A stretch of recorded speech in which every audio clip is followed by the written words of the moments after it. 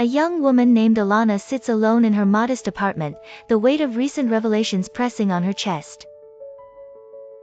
Only weeks ago, she was immersed in a tightly controlled religious group, certain that questioning the leader was akin to spiritual death. Now she stares at her Bible, unsure what is truly hers and what was placed in her mind by others. The first step for Alana is recognition.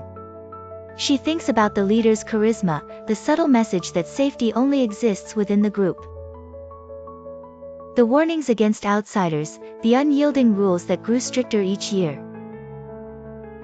She recalls verses twisted to fit a narrative of fear and obligation, rules stacked atop scripture until the message of grace faded beneath the doctrine of control. One rainy morning, Alana resolves to deprogram. She disconnects from the group's online forums and disables notifications from their encrypted messaging app.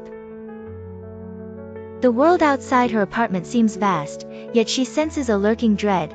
The cult had warned of disaster if anyone departed. She confronts the fear directly, reading John 3 verses 16 to 17 aloud, "For God so loved the world," and wonders why love had been replaced by terror in her former faith. Alana embarks on relearning. She purchases a plain Bible free from annotations and begins reading slowly, comparing passages to the group's teachings. She notes every extra rule, every prophecy reinterpreted to exalt the leader over Christ. Each discrepancy gives her strength, but also floods her with confusion. Was her faith ever her own? With trembling hands, Alana joins an online support group for cult survivors. Here, she meets Marcus, who left a different group years ago.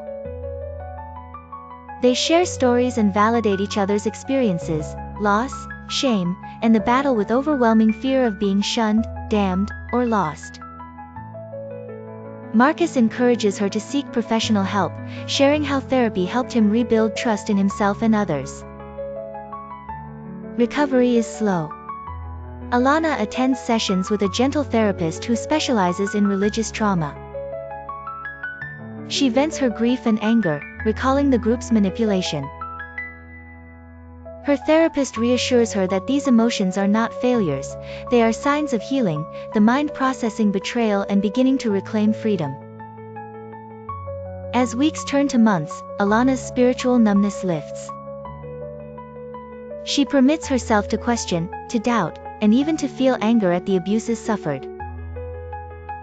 She explores new communities, including a neighborhood church with open, non-authoritarian leadership, never rushing her return, but listening for markers of genuine grace, love, and freedom that let her feel safe.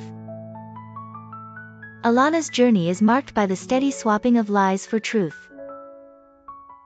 She learns that the overwhelming fear was not spiritual reality, but psychological control. Replacing it with a newfound sense of safety, she slowly reclaims her identity. Her faith, authentic and evolving, steps beyond obligation to embrace both her mind and her heart. The final scene finds Alana in her apartment, sunlight streaming through the window.